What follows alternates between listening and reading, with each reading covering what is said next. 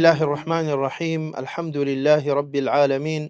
والصلاة والسلام على رسوله الأمين وعلى آله وصحبه أجمعين. أما بعد، بەڕێزان خۆشەویستان، گەڕاینەوە خزمەت جەنابتان بوو پێشکەشکردنی بەرنامەیەکی تر لە بەرنامەکانی شەرحکردنی ئەربعین نەوەویە لەگەڵ فەرموودەکانی خۆشەویستمان درودی خوای لەسەر بی گەیشت بووینە فەرموودەی یازدەمین لە کتابی ئەربعین نەوەویە، ئەویش کە فەرموودەی ئیمامی حەسەنی کوڕی ئیمامی عەلی کوڕی ئەبی تاڵبە ڕەزامەندی خوای لەسەر بی، کە چەندین بڵێن کەس ئەم حەدیسەی ڕیوایەت کردووە. حەدیسێکی زۆر گرنگە، یەکێکە لە بنەمایەکانی بڵێن عیبادەت کە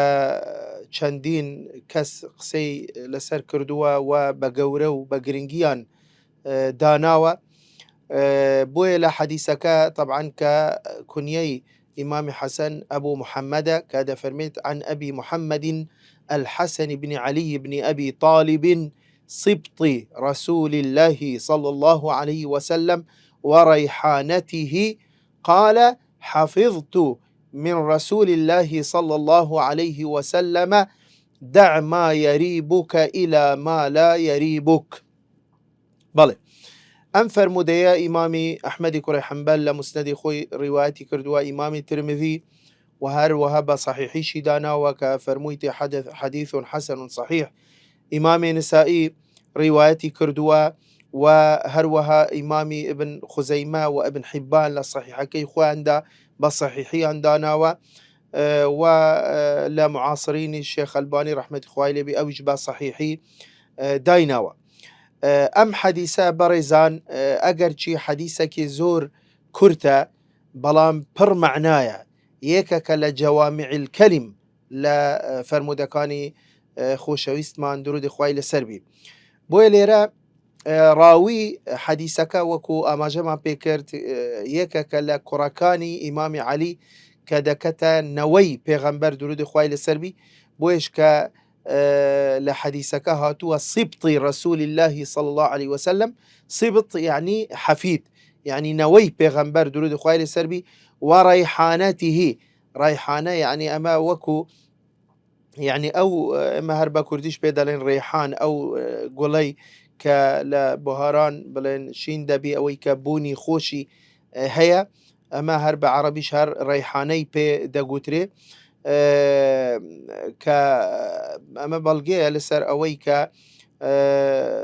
نەوەکانی پێغەمبەر درودی خوای لەسەر بی ئیمامی حەسەن و حوسەین هەردووکیان زۆر زۆر خۆشەویست بوون لەلایەن خودی پێغەمبەر درودی خوای لەسەر بی. طبعاً ئیمامی حەسەن ساڵێک گەورەتر بوو لە ئیمامی حوسەین ڕەزامەندی خوا لەسەر هەمویان بی. ئیمامی حەسەن لە ساڵی سێی کوچی لەدایک بوو و لەگەل برایەکەی ئیمامی حوسەین کە پێغەمبەری خوا درودی خوای لەسەر بی وەصفیانی کردووە بەوەی کە هەردووکیان سەیدا شەبابی ئەهلی الجەنە، یعنی گەورەی بڵێن گەنجەکانی بەهەشت لە ڕۆژی قیامەت. طبعاً وەکو دەجێرنەوە کە 25 حەجی ئەنجام دابوو لە ژیانی خۆیدا، و ئەگەرچی تەمەنیشی ئەوە نەبوو، یعنی زۆر گەورە نەبوو، هەتا وەفاتی کرد چونکە لە ساڵی پەنجەی کۆچی وەفاتی کرد. ئەگەرچی خلافەکەی هەندێک دەڵێن 49 بووە، هەندێک دەڵێن 50، هەندێک دەڵێن 51. مهم یعنی تقریباً لە کەمتر بوو تەمەنی لە 50 ساڵی کە وەفاتی کرد، و هەروەها بڵێن بوو بە خەلیفەی مسلمانان لە دوای ئیمامی عەلی بابی تقریباً بوو ماوەی 6 مانگ، بەڵام دوای خۆی وازی لێهینا ئەو بڵێن بوو ئیمامی معاویە بۆ ئەوەی کە مشکیلە و فتنە و بڵێن ئەوە ڕووی نەدا. و هەروەها ئیمامی حەسەن 13 حەدیسی هەیە کە لە پێغەمبەر درودی خوای لەسەر بی دەجێرتەوە. بەڕێزان ئەمە وەکو باسمان کرد، ئەمە بحەقەت یعنی یەکێکە لەو حەدیسانەی کە زۆر گرنگە و یەکێکە لە بنەمایەکانی ئاین وبنچینەی وەڕع يعني ئەم حەدیسەیە. طبعا وەڕع بەڕێزان وەکو زانایان پێناسە دەکەن کە فەرموویانە الورع هو ترك ما قد يضر في الآخرة من محرمات ومشتبهات ومباحات تجر إلى محرمات. ئەمە پێناسەی وەڕع ئەوەیە کە کەسێک واز لەو شتانە بینی کە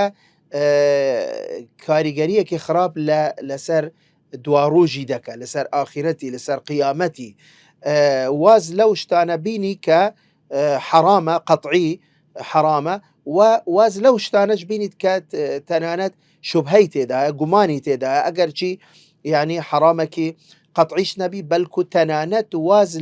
لەو شتانەش بینی کە مباحن، کە دروستە، کە حەلالەش، بەڵام نەوەک ئەوەی کە نزیک بکەتەوە لە حرام. لەوانەیە هەندێک شت هەبی کە حەلالیش بی، بەڵام ئەگەر یەکێک وابزانی یان هەز بکە بەو حەلالە نزیک دەبیتەوە لە شوبهە لە حرام، دەبی خۆی لەوەش بپارێزی. ئەو جا بەڕێزان ئێمە یەک لە فەرمودەکانی پێشووتر کە ئێمە قسەمان لەسەر کرد کە پەیوەندی بە حەلال و حرامەوە هەبوو، باسمان کرد کە يعني هەموو شتێک حەلالێکی قەطعی و صریح و ڕاشکاو نییە، و بە هەروەها هەموو شتێک حرامێکی ڕوون و ئاشکرا و قەطعی نییە، بەلکو وەکو پێغەمبەر صلی الله علیه وسلم فەرمووی إن الحلال بين وإن الحرام بين وبينهما أمور مشتبهات، کەواتە زۆر شت هەیە شوبهەی تێدایە. بۆیە ئەم حەدیسەش باسی ئەوە دەکە کە گومانی تێدایە. بۆیە لە حەدیسەکەی پێشتر گوتمان پێغەمبەر صلی الله علیه وسلم فەرمووی فمن اتقى الشبهات فقد استبرأ لدينه وعرضه، ئەو کەسێک کە خۆی بپارێزی تەنانەت نەک لە حرامی قەطعی و حرامی واضح، بەلکو لەوەی کە گومانیشی تێدایە، فقد استبرأ لدينه وعرضه، ئەو کاتە ئەو دینەکەی و سمعە و بڵێن کەسایەتیەکەشی پارێزراو دەبی. بەڵام ومن وقع في الشبهات وقع في الحرام، ئەگەر ڕاستە و خوش نەبی خۆ گومانی تێدا یان نزیک دەبیتەوە لە چی؟ لە حرام. بۆیە بەڕێزان لێرە پێغەمبەری خوا درودی خوای لەسەر بی لەو فەرموودە کورتە، لەو فەرموودە بچووکە وەکو گوتمان کە پڕمعنایە، وەکو زانایان دەفەرمون هذا الحديث من جوامع الكلم، يعني جوامع الكلم ئەو حەدیسانەیە کە زۆر بەلیغن، زۆر بەهێزن، بە عیبارەتێک بە داڕێژنەکی کورت، بەڵام بە سەدان و هزاران بڵێن معنا و بڵێن حکم و سوود و فائیدە و پند و عیبرەت و ئەوە لە خۆی دەگری. بۆیە وەکو دیسان زانایان دەفەرمون ئەگەر هەر کەسێک بە وردی تەماشەی ئەم حەدیسە بکە، دەفەرمی چی؟ لو تأمل الحذاق هذا الحديث لتيقنوا أنه استوعب كل ما قيل في تجنب الشبهات. يعني هەر کەسێک بە وردی تەماشەی ئەم حەدیسە بکە لێ بکۆڵتەوە، بۆی دەرەکەوی کە ئەم حەدیسە باسی هەموو ئەو شتانەی کردووە کە ئینسان يعني خۆی دوور بختەوە، خۆی بپارێزی لە چی؟ لە گومان، لە حرامیان ئەو شتەی کە گومانی تێدا. بۆیە لە حەدیسەکە هاتووە دەفەرمێت دع ما يريبك، دع يعني اترك، يعني وازی لێبینە، يعني دوورکەوە، يعني نزیک مەبەوە لە چی؟ ما يريبك، يريبك لە ڕەیبەوە هاتووە. ڕەیب يعني چی؟ يعني شەک و گومان. هەر شتێک ئەگەر شەکی تێدایە، گومانی تێدایە، مەیکە. يعني ئەمە شتێکمان هەیە لە فقه پێدەگوترێ يعني الخروج من الخلاف، الخروج من الخلاف. خۆ ئەگەر هەر بابەتێک اختلافی لەسەر بی، هەندێک لە زانایان پێیان وایە حەلالە، هەندێک لە زانایان پێیان وایە حرامە، هەندێک لە زانایان پێیان وایە شوبهەی تێدا، ینی گومانی تێدا، خۆ ئەگەر ئینسان نەیکرد و دوورکەوتەوە لەوە، خۆ بێگومان ئەو وەختی بڵێن ڕزگارە بی لەوە، یعنی الخروج من الخلاف، یعنی لە خلافەکە دەرەچی. خۆ تەنانەت ئەوانیش کە دەڵێن حەلالە خۆ ناڵێن واجبە، يعني لەو بابەتەی کە خلافی لەسەرە، کە هەندێک پێیان وابی دروستە، هەندێک پێیان وابی دروست نییە، تەنانەت ئەوانەی کە پێیان وابی دروستە خۆ ناڵێن ئیلا دەبی بکەی، خۆ ناڵێن واجبە. کەواتە ئەگەر يعني تو جانبی احتیاط وەربگری، خۆ ئەگەر تو خۆت پاراست و دوور کەوتیەوە لەوە خۆ حتمما ئەتوو لە خلافەکە دەرچووی. بۆیە بەڕێزان تەنانەت هەندێک لە زانایان یعنی ئەم فەرمودەیان کردە پێوەری وەڕع. وەڕع وەکو گوتم تەقوا، خواترسی، ترسی خوا، خواناسی. ئەمە ئەم فەرمودەیە زۆر گرنگە، بۆیە هەندێک لە زانان تەنانەت پێوەری ئەو کەسەی کە زاهدە، خواترسە، متەقیە، ئەم فەرمودەیان کردە پێوەر. بۆ نمونە ئیمامی حەسان بن ئەبی سینان قسەیەکی هەیە دەفەرمێت ما رأيت شيئا أهون من الورع دع ما يريبك إلى ما لا يريبك. دەفەرمێت کاکە وەڕع ئەوەندە قورس نییە، تەنیا ئەم فەرمودەیە جێبەجێ کە دع ما يريبك إلى ما لا يريبك، ئەتوو کەسێکی وەریعی، ئەتوو کەسێکی زاهدی، ئەتوو کەسێکی متەقی، کەسێکی خواترسی. چونکە چێە شتی کە گومانێکی کەمیشی تێدابی لە خۆی حرام بکە، حتمما ئەو کەسەی کە ترسی خوا لە ناو دڵی جێگیر بووە، ئەوەی کە زۆر لە خوا دەترسی، حتمما ئەو کەسەی کە شتێک گومانێکی زۆر کەمی تێدایە لە ترسی خوا نزیک نەبیتن و تەرکی بکەت، حتمما ئەو ناچی حرام بخوت، ئەو کەسە زۆر دوورترە لە حرام. لەبەرەوە یعنی شتی کە حرام نییە، اختلافی لەسرە، قسەی لەسرە، شوبهەی تێدا، ئەو لە خۆی حرام کردووە، جانبی احتیاتی وەرگرتووە، کەواتە ئەو تەقوای ئەو ئیمانی ئەو بەرزترە و بەهێزترە لە کەسێ تر. بۆیە بەڕێزان طبعاً مەسەلەی زوهد و تەقوا کتابی گەورەمان بڵێن زانایان کتابی گەورەیان لەسەر نوویسیە، چەندین گەورە زانایان کتابیان هەیە یعنی لەسەر زوهد، یان ئەو فەرمودانە و ئەو هەڵوێست و ئەو مەواقفی پێغەمبەر درود خوای لەسەر بی، هاوڵانی پێغەمبەر، پێشینان سەلەفی صالح، یعنی لەسەر بابەتی زوهد، لەسەر فەزلی زوهد، لەسەر ئەوەی کە ئینسان ئەگە بێوێ دینەکەی خۆی بپارێزی، پارێزراوبی لە دنیا و لە قیامەت دەبی دوورکەویتەوە تەنانەت لەو شتانەی کە شوبهەشی تێدا، نەک تەنیا خۆی بپارێزی لە حرام. لەوانەیە ئەمە زۆر کارێکی قرس نەبی، یعنی لەوانەیە ئەوەی کە کەمێک ئیمانی هەبی لە خوا بترسی، کەمێک لە خوا بترسی، حتمما بێ ئەمری خوا ناکە، فەرمانی خوای پێشێل ناکە، شتەکە بزانی حرامێکی قەطعیە، حرامێکی ڕوون و ڕاشکا و وازحە، حتمما ئەو ئەنجامی نادە. ئەمە زۆر زۆر گرنگ نییە، ئەمە زۆر مهم نییە، بەڵام ئەوەی لەوە مهمتر و گرنگتر و بەڵگە لەسەر بەهێزی ئیمانی کەسەکە ئەوەیە کە تەنانەت ئەوەی کە شوبهەشی تێدا خۆی بپارێزی. بۆ نمونە ابن ماجه ڕیوایەتەکە کە ئەبو هورەیرە دەجێرتەوە لە پێغەمبەری خوا درودی خوای لەسەر بی، یعنی پێغەمبەر صلی الله علیه وسلم ئامۆژگاری ئەبو هورەیرە دەکە، دەفەرمێت یا ئەبا هورەیرە کن وەریعا تەکن ئەعبەد الناس. بزانە ئەمە ئامۆژگاری پێغەمبەرە درودی خوای لەسەر بی بوو یەکێک لە هاوڵە بەڕێزەکانی خۆی کە ئەبو هورەیرەیە، دەفەرمێت ئەی ئەبو هورەیرە تو با وەرعت هەبی، با کەسێکی زاهد بی، تو هەوڵ بدە خۆت بپارێزە لە هەر شتێک کە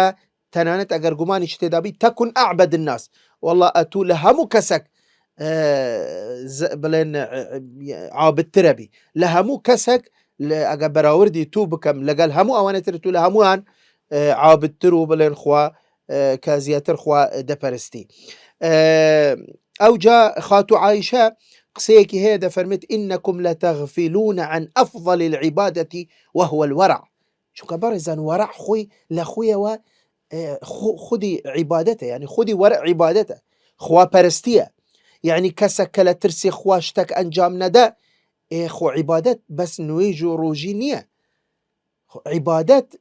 بڵێن هەموو ئەو شتانەیە کە خوا پێی خۆشە، وەکو زانایان پێناسێ عیبادەتەکەن، هەر شتەکە خوای گەورە پێی خۆشە کە پێڕازیە ئەمە دەچتە چارچێوە عیبادەت، و هەر شتەکە خوای گەورە پێی نەخۆشە ئەمە دەچتە چارچێوە عیبادەت کە ئینسان دوورکەویتەوە لەو شتانە. بۆیە خاتو عایشە لەو قسەیە دەفەرمێت زۆر کەس هەن غافلن، بێ ئاگان لە چاکترین خواپەرستی، چاکترین بەندایەتی، چاکترین عیبادەت، ئەویش چییە؟ وەرعە. یحیای بن ئەبی کەثیر یەکێکە لە بڵێن صغاری تابعین دەفەرمێت چی؟ دەفەرمێت یەقول الناس فلان الناسك وإنما الناسك الورع. دەفەرمێت زۆر کەس دەڵێن فلان کەس عابدە، فلان کەس خواپەرستە، فلان کەس بەندەی خوایە، عابدی خوایە، بەڵام نەخێر ئەو دەفەرمێت عابدی حەقیقی، خواپەرستی حەقیقی ئەوەیە کە وەریعی هەبی، یعنی زوهدی هەبی، یعنی دوورکەویتەوە لە هەموو شتێک کە تەنانەت ئەگەر میسقالە زەڕەیەکیش گومانی لەسەر بی. بۆیە بەڕێزان و ئەمە زۆر شت دەگرتەوە، یعنی تەنیا پەیوەست نییە بە بابەتێکی دیاری کراو، یعنی بۆ نمونە وەرع لە خواردنی حەرام، ئەمە جارێک پێش هەموو شتێک کە خوای گەورە حەرامی کردبی کە قەدەغەی کردبی ئینسان دەبی ئەمە طبعاً وەکو گوتمان ئەمە تەنانەت عیبادەت بریتیە لەوە کە ئینسان دوورکەویتەوە لە شتی کە خوا حەرامی کردبی وەخاستەن ئەگە بزانی. یعنی لێرەدا ئێمە ئیمامی بوخاری بۆمان دەجێرتەوە کە باسی ئەبوو بەکری سەدیقە کە ڕەزامەندی خوای لەسەر بی کە ئیمامی ئەبوو بەکر عەبدێکی هەبووە، ئەو عەبدە ئیشی کردووە، طبعاً کە ئیشی کردووە لەبەرەوە ئەمە یەخۆیتی ئەو ڕەبح و ئەو قازانجەی کە دەکە ئەمە هەر دەبیتە مولکی ئیمامی ئەبوو بەکر، بوویێ ئەو قازانج و ڕەبحەی طبعاً ئەو حەسەکەی خۆشی دەدا. لە ئەخیری ڕۆژێک دەفەرمێت دیارە نەوعە خواردنێک بووە چ بووە کە ئەو غولامە هینایتی ئەو عەبدە هینایتی ئەویش خواردیتی کە خواردیتی ئەو دوای پێی گوت تو نەتپرسی ئەمە چییە چۆن لە خۆتەوە ڕەسەن خواردت، ئێگوتی بوو بپرسم لەبەرەوە دەزانم خۆ تۆ هەر لەو ئیشە و لەو کارەی کە ئەنجامی دەدەی هەر لەو قازانجە نییە؟ گوتی ناوەڵڵا ئەوە لەوەی نییە. گوتی ئەدی لە چییە؟ گوتی وەڵڵا وەختی خۆی کە من کافر بووم پێشەوەی مسلمان بم من کاهن بووم، یعنی تەکەهونم دەکرد وەکو فاڵچیتی ئێستا مەسەلەن خەڵک داهات نەلای و دەیگوت ئەتو ئەوها بکە ئەوها دەبی، یعنی وەکو کەئەنەما ئیدعای عیلمی غەیبەکە، دەڵێ من تەکەهونم کرد بوو کەسێک گوتم ئەوها بکە ئەوها مەکە، وەڵحاصل دەڵێ دوایێ ئەمڕۆ ئەو خواردنەی لۆ منی هینا دیارە ئەو سوودی لێ وەرگرتووە لەو نەسیحەتەی، دەڵێ لۆ منی هینا وطبعاً دەڵێ منیش فێڵم لێ کرد ئەو کاتێک کە من کافر بووم ئەسڵەن هیچم لێ نەدەزانی لە خومەوە وان پێگوت. ئەوجا دەڵێ کە ئیمای ئەبوو بەکر زانی ئەم خواردنە لە قازانجی ئیشەکەی خۆیدا نییە، دەفەرمێت طبعاً ئەمە ئیمای بوخاری ڕیوایەتەکە، یعنی حەدیثێکی صحیحە، دەفەرمێت ڕۆیشت پەنجەی کردە ناو قورگی وەواز لە خۆی نەهینە هەتا ڕشاوە، هەتا ئەو خواردنەی کە خواردبووی معنعلم بەڕێزان خۆ نەیزانی بوو، ینی بەڵام دوای کە زانی ترسی خوا وای لێ کرد، ئەخر ترسی خوا وای لێ کرد، ئەم زوهدە ئەم وەرعە وای لێ کرد کە بچیتن ئەوها خۆی ئەزیەت بدە بەس فی سەبیل ئەوەی ئەو خواردنە کە چوویتە ناو مەعیدەی ڕەسەن دەری بینتەوە بۆ ئەوەی کە خواردنی حەلال نەبی نەچتە ناو گەدەی، بڵێن تەنیا خواردنی حەلال و دوورکەویتەوە لە حەرام. و هەروەکو دەجێرنەوە کە ئیمامی ئەبوو حەنیفە ڕەحمەتی خوای لێبی کە دەڵێ یەکێک دێتە لای پێ دەڵێ من حەیوانێکم دزراوە، بڵێن حەیوانی بچووکی تر بزانە مەڕ بووە بزن بووە دزراوە، کە دەڵێت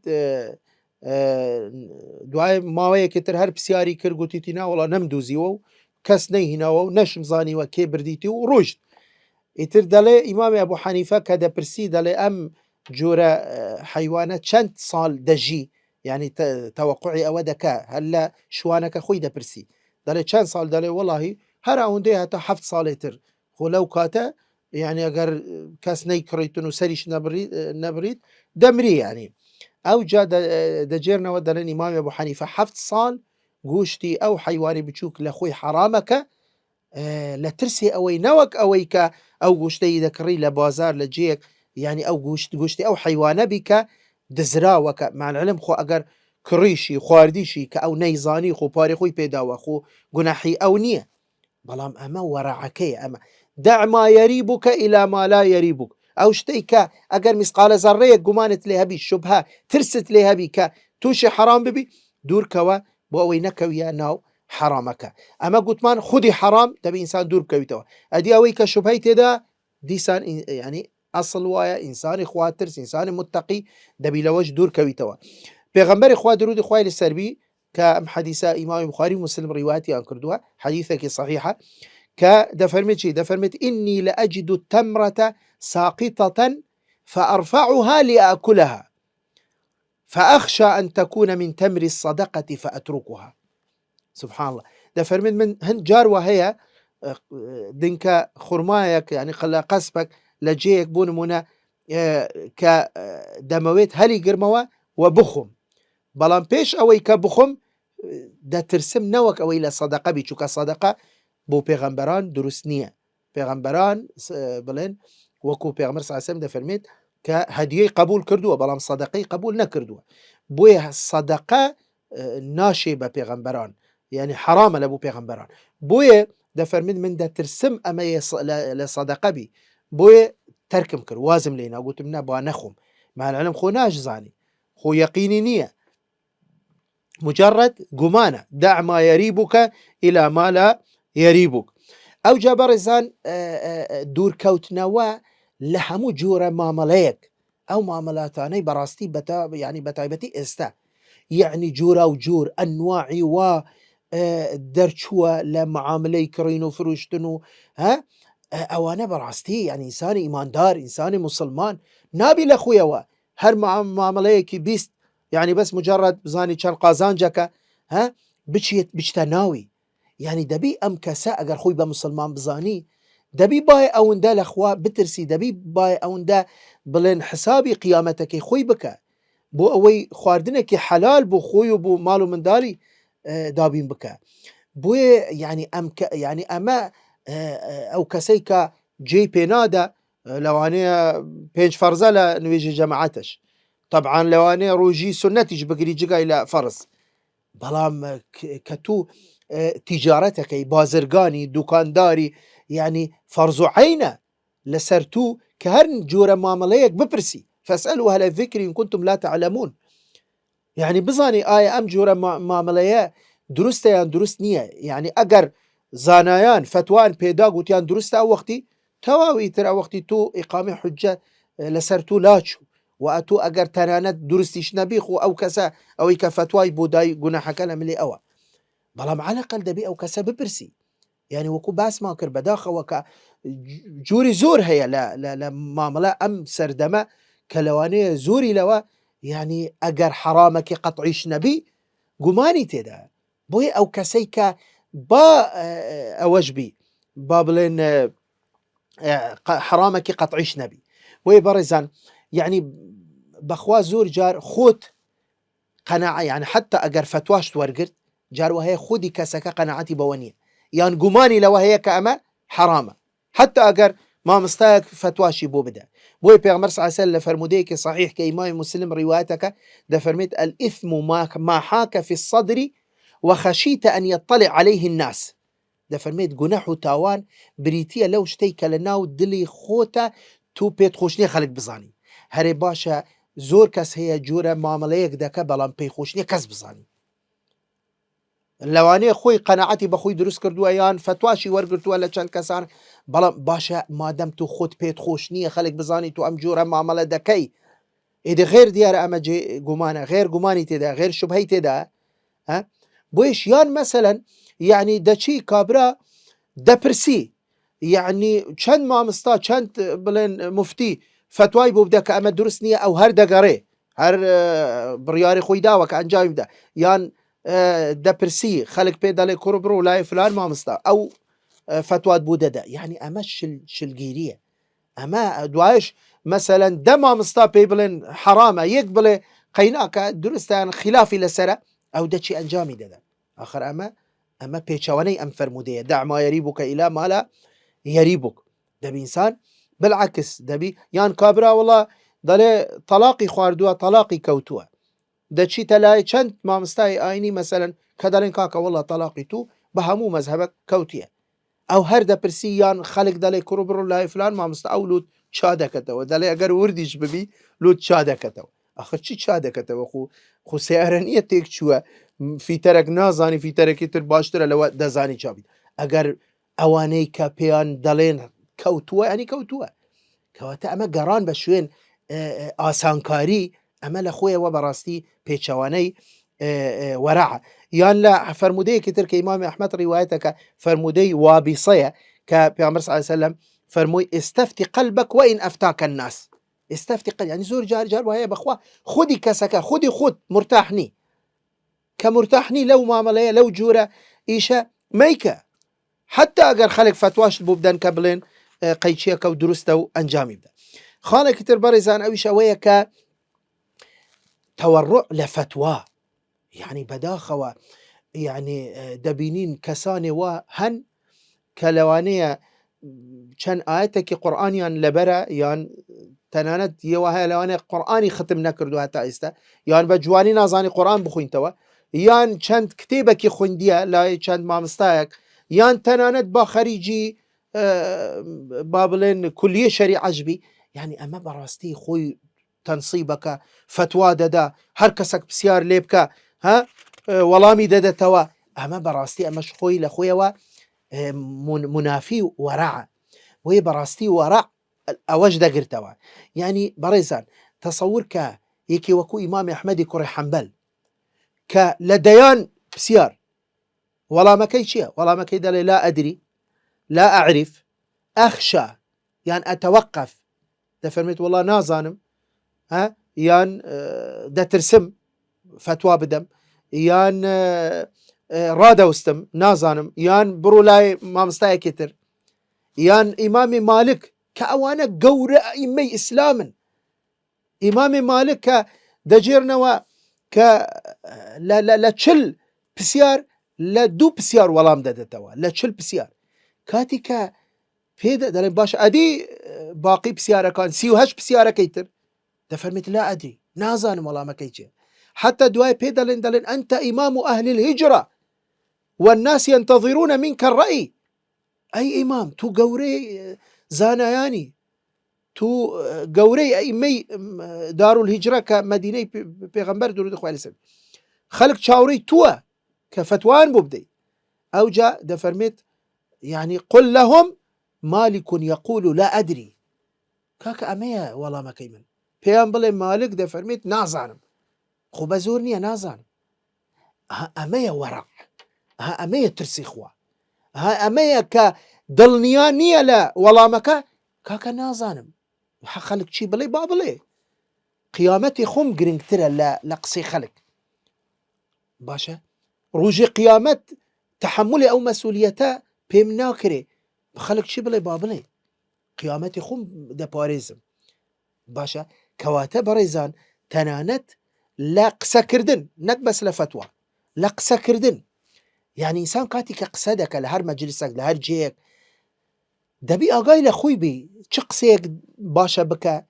آي أم قسيك بتمام بكم آي قنجاوة آي أم مجلسيك من تدام آي أو خلكيك من قسيان بودا كم قسكاني من شاكية باشية خيرة راسته درسته حقه يعني نخ آية كاريگري باشي دبي يعني خرابي دبي يعني همو قسيك ناقوتري همو قسيك ناكري يعني همو شتك إنسان دبيستي نابي بجيرتوا پیغمبر صلى الله عليه وسلم فرميت كفى بالمرء كذبا أن يحدث بكل ما سمع هرشتك ببيستي رأسا بشي بجيريوا أما إنساني خواترس إنساني عابد إنساني خواناس أو هانية بلكو كم قصدك يعني دائما كقسجدك قسي موزونة قسي تواوى قسي راسته قسي حقه قسا دياريدك آية بوشي قصدك آية كاريگري هي يا نا بوي مثلا إما علمك مان هي برزان لعلومي حديث كبيدا قلت علمي جرح وتعديل علمي جرح وتعديل كبيواندي با جرحي راوية كان يان تعديل والأم راوية ضعيفة يان متمانة بيكراوة يان فقية كأما همو زانيان جمهور زانيان دالين درسته أما نابي بغيبة أما يعني لبروا أم راويانا حديث يان روايات كردوا أغر يكك دروي كردبي دبي بي بقوت لي دروزر وأوي حديثكي أو رد بكريتوا أغر يكك ضعيف بي حفظي خرابي ها يعني هر جورك خلل تيدهبي دبي باز بكري دبي روم بكريتوا أو جاش زور لزانيان تحفظيان كردوا برزان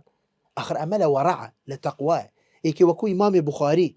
كيكك لقورة أئمي حديث إيكك لقورة أئمي جرح وتعديل ها لا طبعا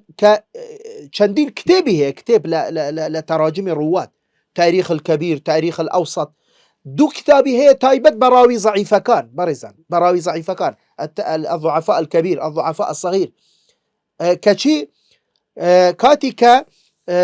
وصف راوي ده كراوي ضعيف، كنالي فلان ضعيف، يعني سبحان الله لو تقوايا لو ترسي خوايا نالي ضعيف، ده فرميت ضعفوه يعني تركوه، ها ده فرميت والله زانايان، يعني وكو بري خوي بزانا داناني اما يتواضعي زانايان، ده فرميت بضعيفيان داناوا تركي حديثكان يان كردوا، حتى دلي يعني اگر زور زور زور تجريحي بك ده فرميت سكتوا عنه، ها يعني قسيان لسر نكردوا، بوشي وازا بوشي وازا بوينا. ابن دقيق العيد هيك كلا قاورة زانيان كقاضيج بوا قاضي كجارك دوك الزين لاي بزانا خلافك ولا نوانيان دا اوش حكم دكا بويكك بسر اويتي كحكم بويكك دكا بسر اويدي او كيتر بيدالي دالي اتق الله، يعني بيدالي دالي لخوا بترسى. ابن دقيق العيد لو والله ام قصيده فرميتي ده فرميت ما والله ما تكلمت كلمة ولا فعلت فعلا إلا وأعددت له جوابا بين يدي الله عز وجل. ده فرميت بو تواد زاني من لخوما وحكم مداوة، تواد زاني من لخوما وقصدكم والله هيج قسيكم نكر دوا إلا من ولامكم بو آما دكر دوا لروج قيامت برامبر خواهي قورا أو جقسكم كردوا. أمية ترسيخوا هاي أمية تقوى آخر أمية كشتك دلنيانا بم نالم دلنيانا بم ناكم قماني تدابي خم دا باريزم دور دا كوموا دع ما يريبك إلى ما لا يريبك، هر قسيك هذا كم بيش أوي بكم ولا ما كم لو خم دانا ولا رجع قيامته أجر خواي جورا فرموي بو أم قسيت كرت بو أو حكمة بو أو قضاء بو أوي من ولا من بيه من لخومه أو حكمة نداو بو يكلا زانيان كالحسن بن حي قسيكي هذا فرميت فتشت عن الورع فلم أجده في شيء أقل منه في اللسان، ده فرميت من قرام بشوين أويك بلن وكوكوت من ورع بيواندي بهمو بواركانا وهي بلام ده فرميت زياتر بيوستا بزمان بقسة، وهلا بروج برزان يعني أو كسيك كم قصدك نالين قاعدة كده لا ينسب إلى ساكت قول، يعني كتو هيج قسيك النكر هيج حكمك هيج قسيك ناخري تبالتو كتو هيج قسيك النكر بلام أو كسيك زور قصدك طبعا لواني حتما توشي زور هلج دبي. بوي برزان ابن القيم يشرح مت اخواي اللي بقسيك جواني هي ده فرميتي ده فرميت اويك جيس سرسرمانا نفري وهي زور خوي ده باريزي لخواردني مالي حرام، زور خوي ده باريزي لقنا حكان لزينا لدزي لخواردني بابلن عرق لاستمكردن ها لنظري حرام لو اشتانا مو خوي ده باريزي بلان بداخة وخوينا باريزي لا زمان لقسا كردن يعني حق سيك ديتا سزواني أو فلترينيا هم قسيك دا جرتا وهم قسيك دا بو همو مجلسك ها بوي دا فرميت أبراستي أما زاهد نية أما عابد نية أما خواترسو متقي نية لبرا وچونك راستا أمش مطلوبة كإنسان خوي بباريزي دور كويتا ولا همو قناح وتاوان وحرام بلام لبال أوش زمانك خوشي بباريزي باشا چەند پێوەرێکی ترمان هەیە لەبوو وەڕع ئەویش ئەوەیە کە یان ئەوەیە طبعا واجب ئەو شتەی کە واجبە کە ئینسان وەڕعی تێدا بکە ئەویش وەکو گوتمان شتێک کە قەطعی بی کە حەرام بی ئەوە واجبە ئەسڵەن ئەو کەسە هەر خەلەل لە ئیمانەکەیدا هەیە ئەگەر بێت و ئەنجامی بدە. بلام مستحبشمان هي وراعي مستحب أوي وكو قوتمان أوي كمكروهة أوي كشبهشي تدا لوج دور كويتوا بويا يعني أجر دي قد بدأي مواقفها السكوتي صحابة شوين كوتوا كانوا بيشينان أصلا أول ناندا برسي هري أما حكمي تشيا هري حرام يعني مكروهة ما دام بيغمر صلى الله عليه وسلم نهي لي كردبو يتنهي يكبو تحريم أبو كراهية رأسا دور دەکەوتنەوە خۆیان دەپاراست لەوە بەلکو جار وە هەبوو ئەگەر شتێک یعنی سەدا با بڵێن یان دەشتی نوشتی حلال بيشتكي حرام بي خوان لنوش تحلالكش يعني ده باراست ناوك أوي كتوشي حرامك ببن كواتا مستحب باشترين أوي كإنسان وكوغوتمان لخلاف درجي بلان بريزان أجا بيتو اشتك حلال بي هيج بلن مجالي أوي تيداني حلالي قطعي يكك بناوي ورع أما ناش بابي ورع يعني مثلا بونو منجن هنا مثلا يعني زور جنج هي كجنايني يعني بتمانية يعني دبيني تا دمري يعني أما ورعنية براستي لبرا ورع لشي تكري لشتي نحو تاوان وحرام ولا شتي شبهة نقل شتي حلال استوكو قلت مان زواج بلكو أصل وايا كابرا بجي جنبيني بووي خوي بباريزي يان خواردني شتي حلال يعني مثلا قوشتك حلال بلي والله من لا يعني ورعة كم قوشت ناخم قوشتو شتي خوشو لأخوي حرام بك أما ورعنية يعني ناش تبا بلي زيادة روي إنسان زيادة روي نك أما ورعة إنسان تاني أو دب خود بقوي كب بتواني خواب فرستي بتواني بجي لجياني خوي ده يعني بتواني نخوش نكوي زيادة روي بلي دجتا يعني إنسان خوي ببارزي لتبذير لإسراف لزيادة روي أما ورعة بلامي كك حتى دمري بلي من قوش ناخم وكو أو كسيكا شو لا خزانة كاني بيغمبريان بسياريان كريك لو أنا قلت من قوش ناخم بيغمبر صلى الله عليه وسلم والله ميدا فرموي من بيغمبرم من لها موتان لأخواد ترسم لها موتان يزيكترم لأخواي قورة من قوش تجدخم كواتا مهلية بلي مثلا كواتا أو شتي كمباحة حلالة قطعية أما إنسان قل من حرم زينة الله التي أخرج لعباده والطيبات من الرزق شي حرامي كردو أو شتي كحلالة بخو بس زيادة روي تيدا نكا